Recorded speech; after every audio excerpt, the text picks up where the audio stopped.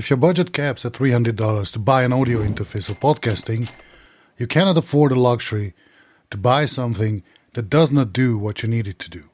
This video will help you to avoid this mistake. If you go on the big retailers' website catalogs to look for an audio interface, you'll find that you have anywhere between 250 and 400 different interfaces on the market. But as a podcaster, you would be looking for some specific features, most notably the ability to record remote guests, so the interface needs to have some sort of mix-minus scenario, either built in or easily configurable, which eliminates slapback echo by sending back their own voice to the callers, and you want to record everyone on a separate track to ease up post-production process. Plus, ideally, you would have as many headphone outputs as many mic inputs you have, so that everyone present can get their own headphones without having to split the output. Trouble is that you cannot really filter for these features. If you could do it, you will very quickly end up with 10 to 15 interfaces only, and I'm talking about below $300 still, remember.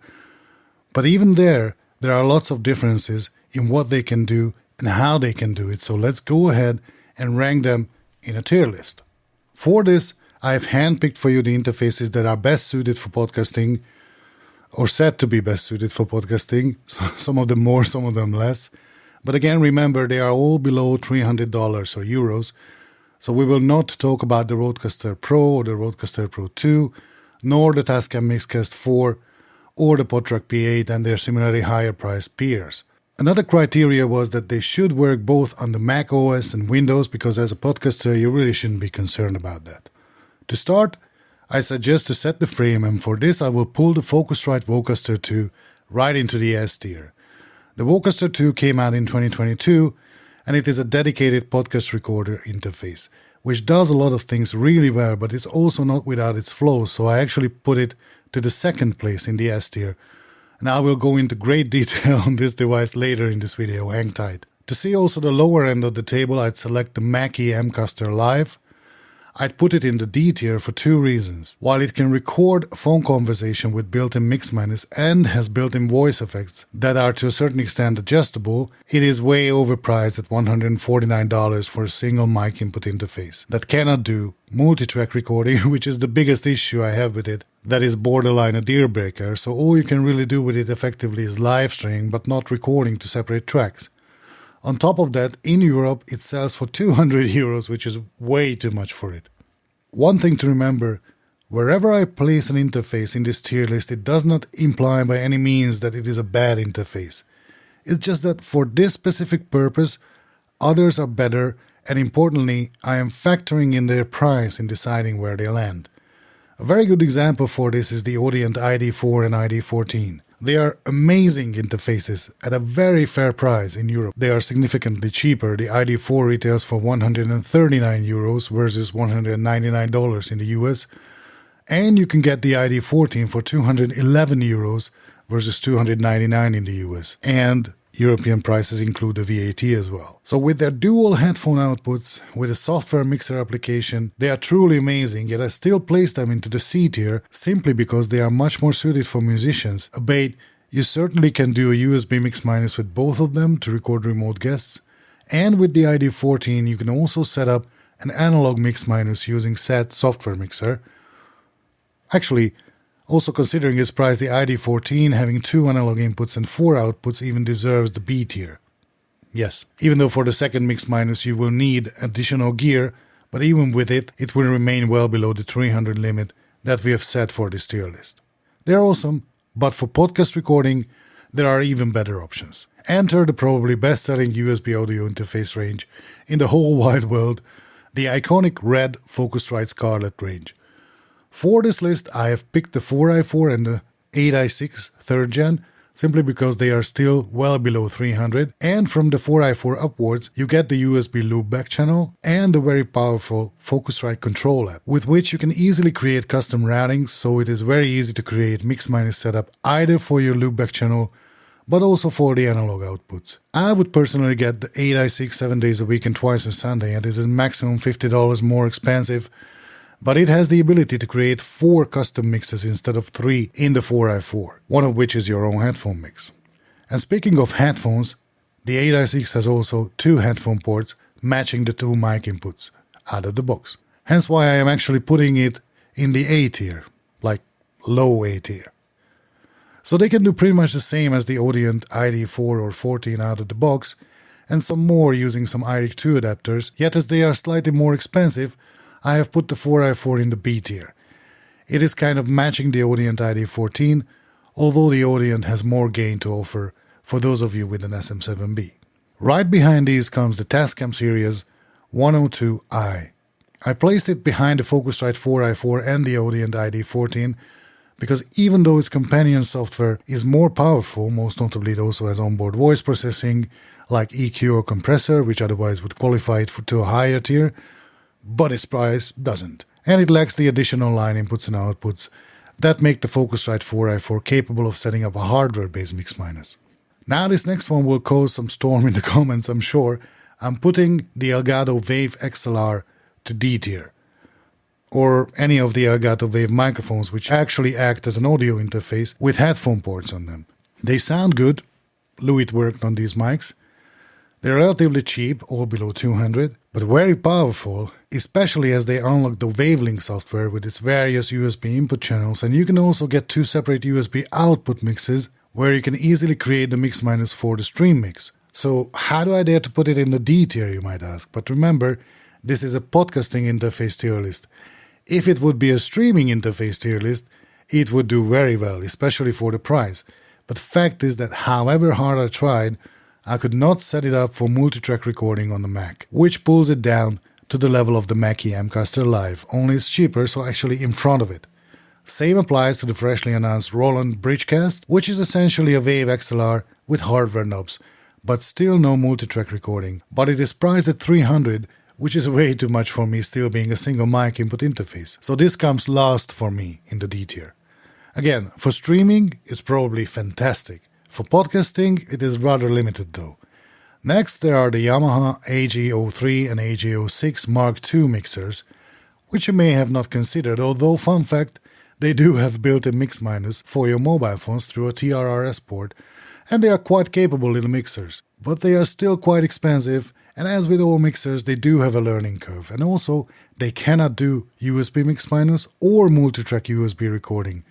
What they have, however, is built-in voice effects that can be fine-tuned with a mobile app, and you also get the WaveLab Cast software from Steinberg, which is really sweet. Still, I would put it ahead of the Mackie Amcaster, which is just too expensive for what it can do. The Focusrite Vocaster 1 to me is a device that deserves the first place in the A tier. It is a single mic input device, but like its bigger brother up in the S tier, it also has built-in mix minus for a mobile device through the TRRS port, as well as a USB mix minus through one of its loopbacks. However, unlike the Vocaster 2, it does not have Bluetooth and it still costs $200. Still, to me, it cannot go into the S tier if the Vocaster 2 is there already. Watch out for a surprise for the second place in the A tier between this and the Focusrite 8i6. Another mixer that not many consider as an audio interface for podcasting is the Behringer Flow 8. A fantastic device, even though it does not have built-in mix minus.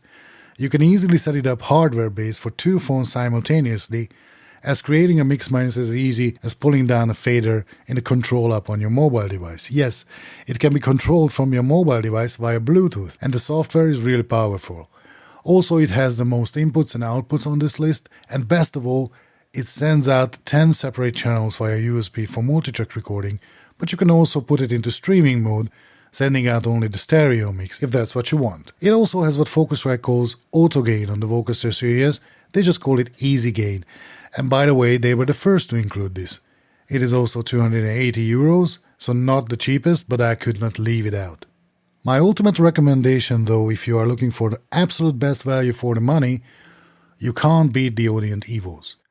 I'd put the Evo 4 to the top of the C tier even though it only has one headphone output, but the powerful software mixer with flexible audio routing and the smart gain function, same thing as the easy gain on the Behringer Flow 8 and the auto gain on the Focusrite Vocaster series, make it an incredible bang for your buck. So much so that while I've put the Evo 4 in C tier, but the Evo 8 having 4 analog inputs and outputs, and thereby the possibility to add hardware mix minus just like with the Focusrite Scarlett interfaces, I put it even into B tier, due to its below 200 price, which you otherwise won't find in the B tier, neither the 4 inputs by the way. Another maybe controversial choice is putting the PreSonus Revelator series into C tier only. Again, for streaming, they would rank much higher, but for podcasting, I could not separate the different loopback inputs to separate channels, at least on the Mac, which means that you cannot record your backing track and your Zoom meeting interview to separate tracks.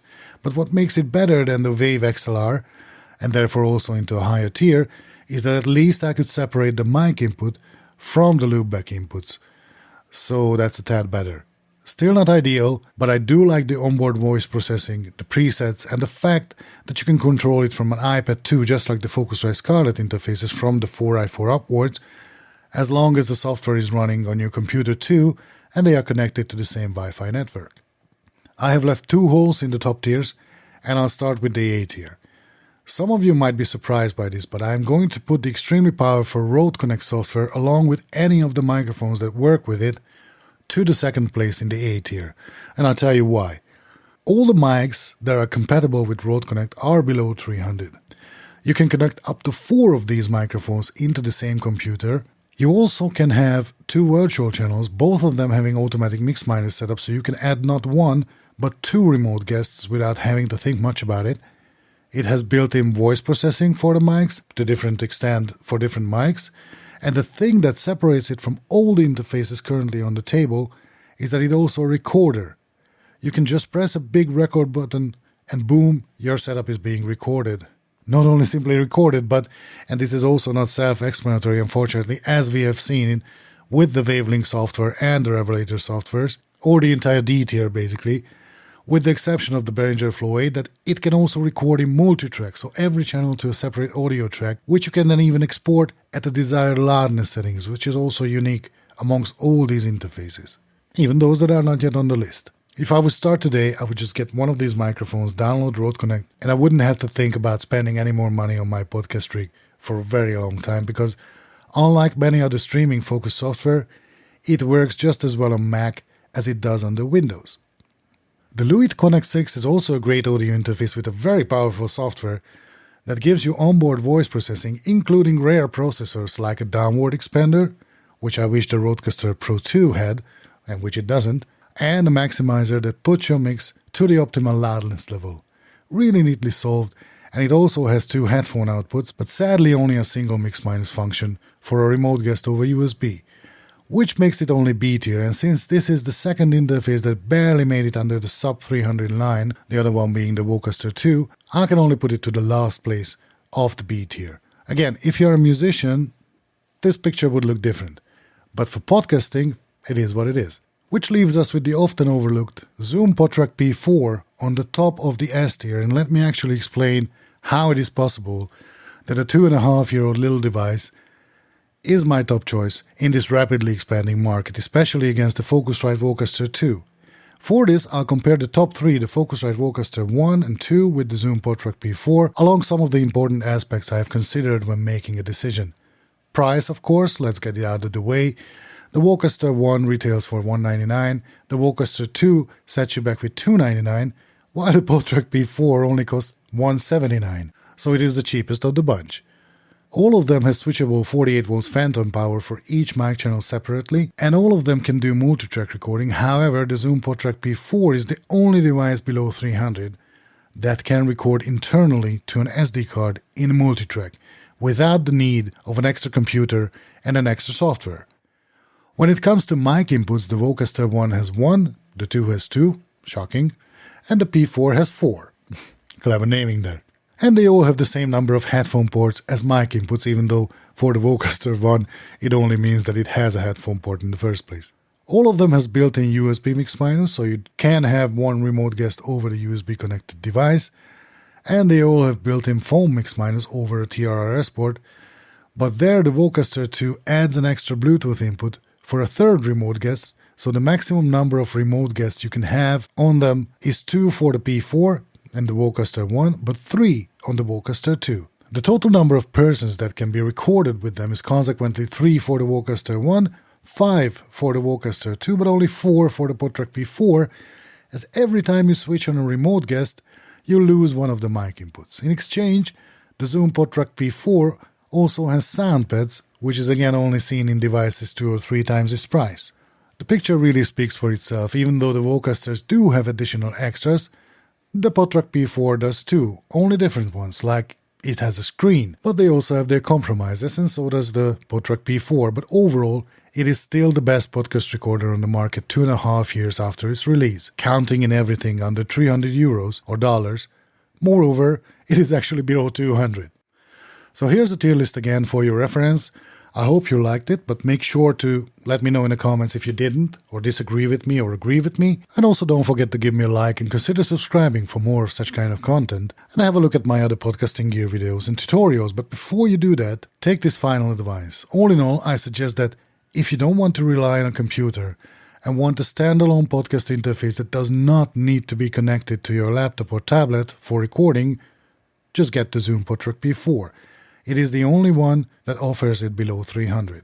If you want, however, to record up to 3 remote guests, your only option in this price class is the Vocaster 2 from Focusrite. It needs a computer to work though. With that, thanks for watching and bye for now.